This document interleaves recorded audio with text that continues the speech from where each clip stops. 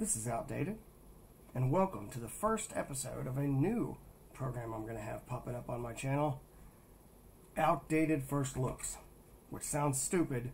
It sounds like an oxymoron, or is it a paradox?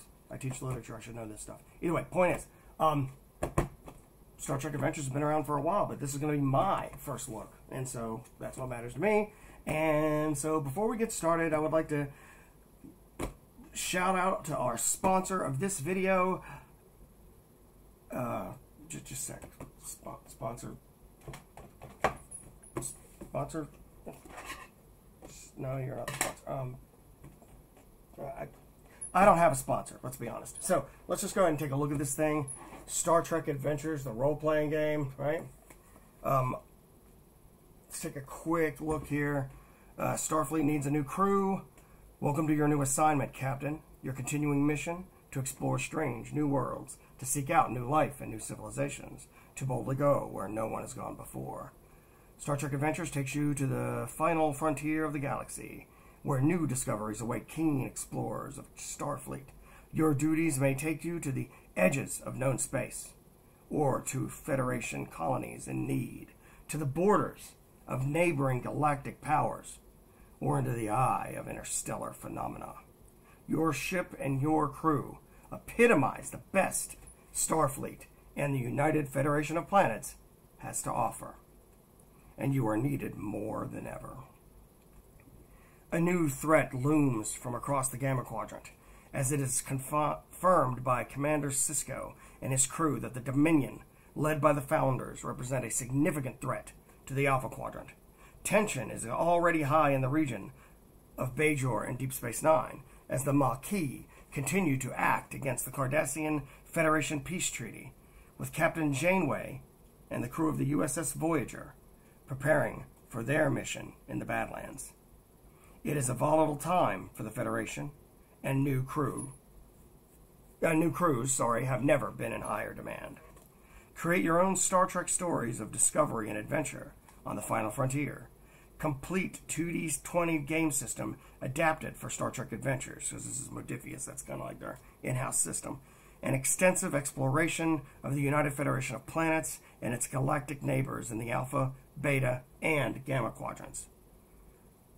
Guidelines for game masters, old and new, on how to run an adventure of exploration and discovery for the crew of a Federation starship. A full catalog of aliens and antagonists, including Klingons, Romulans, Cardassians, the Borg, and the Dominion. Brought to you by a team of expert Star Trek writers, including writers from previous editions of Star Trek role-playing games and other gaming talent. And personal logs and intercepted communications by Starfleet Intelligence provide a new perspective on Star Trek and its events. Okay. Let's go ahead and check this thing out. This book has a copyright of 2020, looks like. Yep. So let's go ahead and open it for the first time. All right. Live page through for the first time I've ever done anything like this. So let's take this plastic off and get it out of the way. Come on. There we go. All right. Let's see what we have here. Flat spine, as you can see. And I think I can already tell this is stitched binding, but let's go ahead and take a look. With a book this big, it very much needs to be stitched binding, but let's see. Oh yeah, you can see the stitched binding there because of the bunches and especially that eye. It's not a huge eye, but hopefully it'll do the trick. Let's see. All right. Right off, I like that. Nice map of space. Okay, this whole LCARS thing, that's what Star Trek The Next Generation and Voyager use. There's the schematics of the Star Trek ship Voyager. Welcome to the 24th century. I'm not going to look at every page. I'm going to kind of flip through. The paper's of good quality.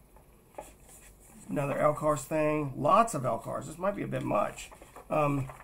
Here, now we're getting into some meat and potatoes here. The United Federation of Planets. I do like the art so far. Hey, Captain Picard, what's up, dude? see, what else do we have here? More United Federation of Planets.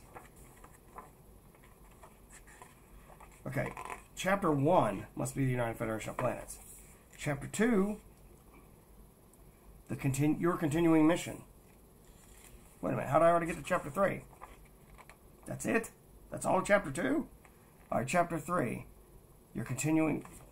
Okay, I'm confused now. Chapter 2. Alright, Chapter 3 is your continuing mission. Chapter 2 is apparently the United Federation of Planets. So what was Chapter 1? Probably like, what is a role-playing introduction? Okay, so let's keep going. What else do we have? More awesome art. Your continuing mission, still going. A lot of pages. All right, Chapter 4, Operations. So that's probably like the game system. Chapter 5, Reporting for Duty. I'm wondering if that's like creating a character. Nice. Still more Reporting for Duty. Chapter 5, The Final Frontier. No, Chapter 6, The Final Frontier. Starts there. So that's probably like looking at, whoa, what is that? All right. Chapter 7, Conflict. Are you Chapter 8? You are not. Chapter 8, Technology and Equipment. Chapter 9, Home in the Stars. The LCARS are all over the place. I like that they're using that, but I'm going to have to read this to see how I feel. And I think the art is really quite good, and it's reasonably consistent, too. Home in the Stars, Home in the Stars. Still going with the Home in the Stars. Lots of Home in the Stars stuff. Is that it? Is this like... Nope, it's not. All of this has been apparently player-facing? Yeah. Chapter 9. Chapter 9. Chapter 10, Game Mastering. So now we get to the stuff that players shouldn't look at. Chapter 10, Game Mastering. How far does that go? A good bit. We're in the 300s page count-wise. Could tell this thing was a beefy boy. Chapter 11, Aliens and Adversaries. All the way back here, we still have Aliens and Adversaries. Some of these images are right out of the show.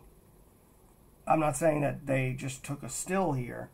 It may be an artist rendition of the moment in the show. Or shows. It's not like Star Trek doesn't have crap tons of shows. Chapter 12, The Rescue of Xerxes 4. That is... The Rescue at Xerxes 4. That's probably an adventure. Which is good. I like that. Playtest credits. There's your character sheet. There's your ship sheet. Nice. More stuff to sell. That's what the core book used to look like, I believe. The index. I gotta have an index. And that's good. For a book this big, yeah, I need a table of contents and an index, I'm just saying. Look at this. 364 pages, and that's not counting these ads for Conan, which they also do, but they don't have the rights to it anymore. So I don't know what's up with that. We'll see. More Star Trek stuff. Alpha Quadrant, Beta Quadrant, Gamma Quadrant, Delta Quadrant. And that's it. Okay, this was our first look and page through. I am planning on reading this, and I will do a review when the time comes. So this was my first time doing this. So, considering we're talking about a franchise that has had, what? 1, 2, if you count the animated series. 3, 4, 5, 6. And then the modern Trek. So 7, 8, 9, 10. 10 shows. 10 different TV shows of Star Trek. 5 of which are running basically right now. Like one of them just ended after season 3 because it was only going to go 3 seasons and they announced it ahead of time. One of them just started, Strange New Worlds. Picard's the one that ended after 3 because they knew from from season 1, they said out loud, we're going to do 3 seasons because Patrick Stewart is, you know, he's older. He needs, you know, and he wanted to make sure to get that in. Strange New Worlds is just doing great. Discovery finished season 4, and it's about to have season 5, and that will be its last season. It has been a rather large success, despite what some people on the internet might tell you. Picard, honestly, wasn't as big of a success, honestly. Strange New Worlds has been just killing it, and what's the other one? Why am I brain farting?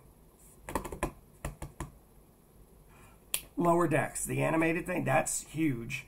That's been doing really well. I think season 3 is coming out on DVD, and season 4 is being in production now, and I'm pretty sure they got renewed for 5 already. So that one, who knows how long that's going to last. And I've watched season 1. It was funny. I'm hoping season 2 keeps that up. Also, they've announced... Oh, there's also Star Trek Prodigy. Haven't watched it, but I've heard a lot of great things, especially because it was designed for really young kids, so that's a nice change. And lastly, they've announced a Starfleet Academy kind of thing that's basically a Discovery spinoff. It's a direct sequel. So that's what my understanding is. So we'll see how that goes. But that's like 5 Star Trek shows going, another one on the way. Section 31's been rumored forever. That's another. This franchise is all over the place. It's got so many things. And especially the modern Treks, they're so different from each other that if you don't like arc-based storytelling like Deep Space Nine, then you want to skip Discovery because it's arc-based storytelling. But if you like that episode of the week, story of the week, loosely connected thing, like classic Trek, like Next Gen, like Voyager, you want to watch Strange New Worlds, right? If you just want something completely different and new, if you like the funny episodes of Star Trek and want more of that, you got it with Lower Decks. Picard feeds that nostalgia itch, maybe a little too much, but it feeds the nostalgia itch for old next-gen stuff. And, of course, you're looking at things like Prodigy, which is just completely new. I mean, I guess the closest thing you'd get is Star Trek, the animated series, but I'd say this is even for a younger audience than that. But in the comments, what is your favorite Star Trek show and why?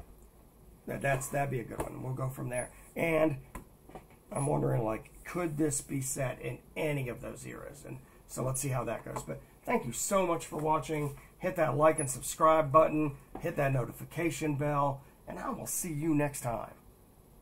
This has been Outdated. Peace.